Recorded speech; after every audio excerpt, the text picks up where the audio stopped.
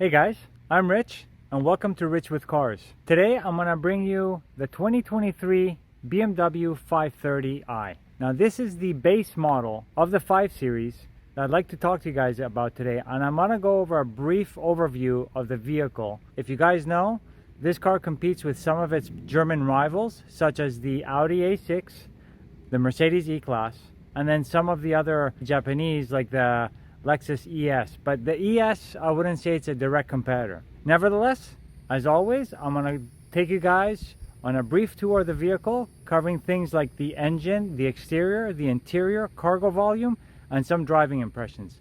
So let's strap in and take a look.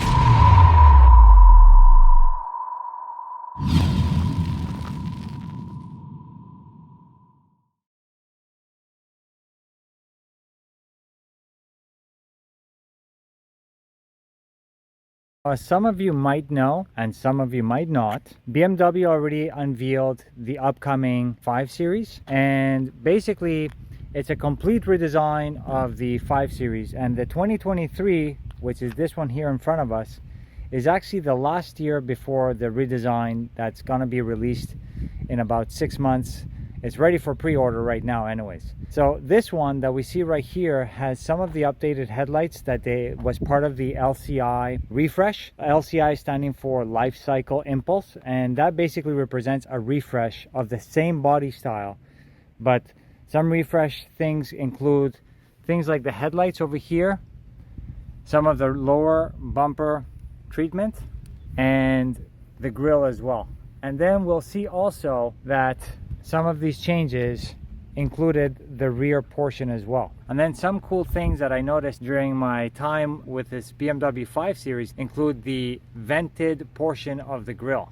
So the grille, as you can see over here, is actually closed right now, and then when it actually requires some cooling for the engine, these vents over here will open up. There's not much that has been changed. This particular 530 has some optional wheels. These optional 19-inch wheels are not bad, but in terms of design, if I were to compare this with the Audi A6 or the Mercedes E-Class, I do like the actual design of the BMW 5 Series in general. One thing I'm not crazy about though is this little slit over here, which it is functional. You could see a little hole over there. The overall silhouette is typical BMW 5 Series. That's the other portion that changed as part of the LCI refresh, these taillights, which I actually like quite a bit. I do enjoy the black surround, and I also like, if you guys can take a look, sort of like a 3D look on the taillights. It gives it more of a modern look, especially when it comes to at night.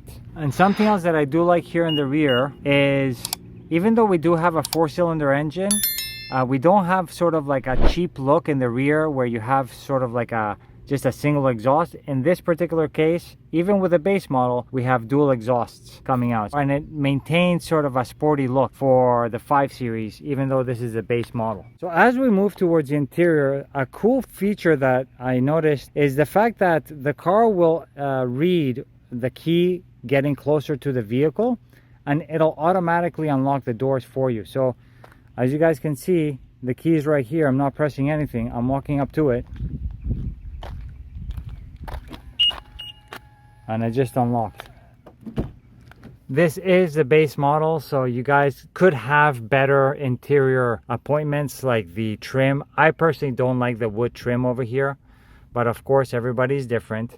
And then we have, I believe, a synthetic leather, very similar to the pre-LCI models. No changes over here in terms of how it's set up. You do have a Harman Kardon sound system. You do have the trunk release button over there. Some space for some items. You can't really fit any bottles over there. You do have space for a bottle over here. And then you have your window controls alongside with your memory seat function and your door unlock button. In regards to the seats, given the fact that this is a base trim, I do actually like the seats quite a bit. They're pretty comfortable, and on top of that, I'm not sure for those who are a little bit heftier in terms of size, not sure how comfortable these would be for them, but these are not sports seats and they are quite bolstered. On the back area, it's also quite bolstered, but what bothered me more was on the lower area. It does come with 14-way power seats, And you have the extended thigh support over here, which is manual, which I do like quite a bit. I like the fact that they actually include that in there. It's a little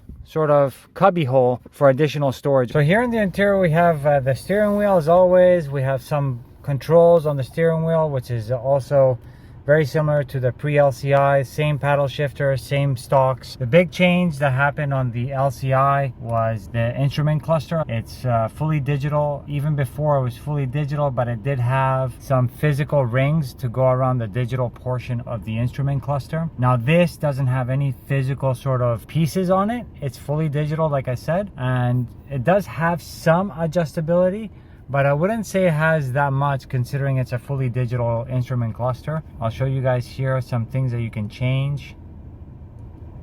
And then you can also change the middle portion over here to display something else, but then I would have to go through the iDrive menu. And now you guys can see some of the changes that we can put in the middle. So that's what they call route preview, or you can just turn it off completely and it'll be completely blank. I personally prefer the map view, even though the map view does not have any street names or anything like that. I'm not a big fan of the way that they made the tachometer and speedometer. I don't know, it just doesn't do it for me. I think they could have done a better job. Same thing as the pre-LCI version. Your headlight controls and your dimming controls. That's the other change that they made also for the LCI was iDrive. Now this I believe is iDrive version 7. The cool thing is, yeah, of course it's touch, but you can also switch over, you know, the way that it's actually laid out. You could do that also on the pre-LCI, but it had a different sort of layout and different look to it. So yeah, you have all your menu items over here. You know, iDrive is always improving, always changing. This is the last generation of the 5 Series before it goes to the latest version of iDrive. Here the middle console is basically the same as a pre-LCI version, alongside with your gear lever or your parking brake, your iDrive control. They did change this, which is now sort of like a black chrome, and then some other controls including your drive modes. One thing that I'm not crazy about is this middle area with the cup holders and your wireless charger.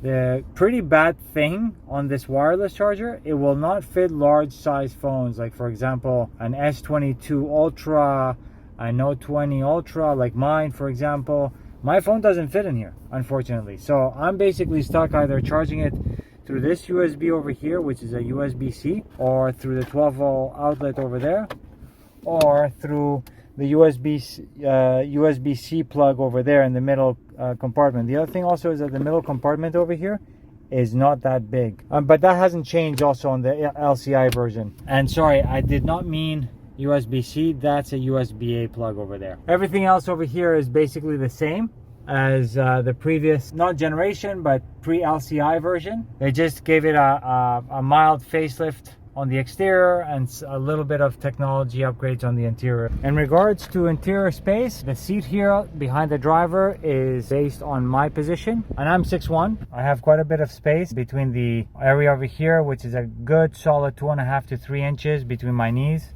And if I want to go even further, I can go in that little area that's actually made for the knees. We do have an updated sort of plug area over here where you have 2 USB-C plugs. Your climate vents over here that can be turned on or off. A middle compartment over here with a pass-through, as you guys can see there. And then the middle compartment is nicely padded. Your cup holders. There's no storage area here. In terms of cargo volume area, there's not much that has changed. Actually, nothing has changed for the cargo volume. So I'll show you guys really quickly here in the rear. So you have some storage with a cargo net over here, and then another little storage area here on the right hand side. The other good thing that I like is the fact that you have these releases on each side for the complete pass-through to take it to the rear passenger area, so you can put some larger items over there. I'll show you guys on the screen what the complete cargo volume is. The engine on this 530i is the base engine that comes. Now the BMW 5 Series comes with a massive range of engine choices, starting off with this one over here, which is a twin scroll power turbo, inline 4, 2 liter, and I believe it has 48 horsepower and 257 pounds per foot of torque. In terms of power, it's not that great. In terms of efficiency, it's actually pretty good. Over the last 2-3 days that I've had this vehicle, I've averaged about 33 miles to the gallon, and I've been driving 60-70% of the time in Eco Pro,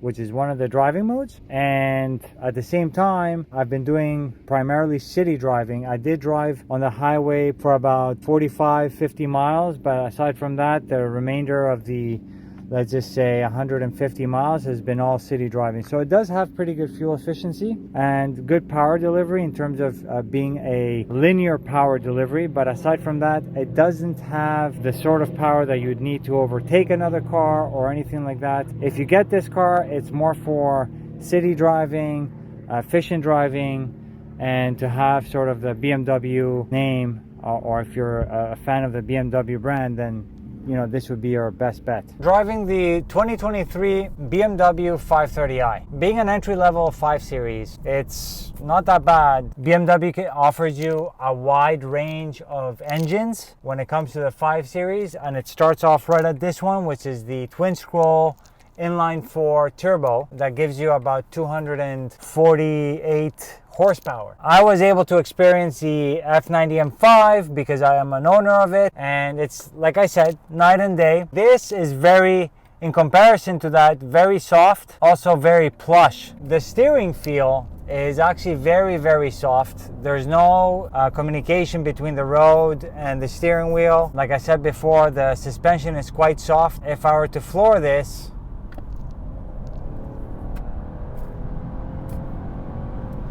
it's quite underwhelming. It does push for an inline 4.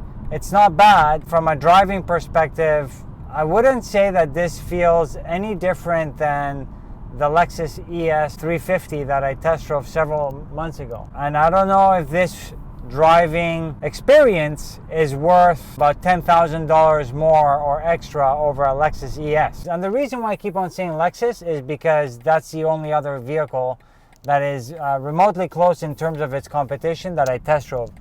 As I mentioned to you guys before, I never test drove the Mercedes E-Class or even the Audi A6. I can't give you guys my take on that. Like I said, it's very underwhelming. BMW has always been known historically for good driving feel vehicles, and this is very far from that. It's very soft. It's very unimpressive, to be honest. It's I'm not very impressed. It's a great car to daily drive, but the reason why I'm just saying I'm unimpressed, for the value. This car starts at $57,000, and optioned as it is, it's $60,000 US plus tax. I'll give you guys the MSRP on this on the screen, but you know, given the fact that it's this price, I don't know if I would say I would recommend this. Like I said, steering is very soft, not communicative.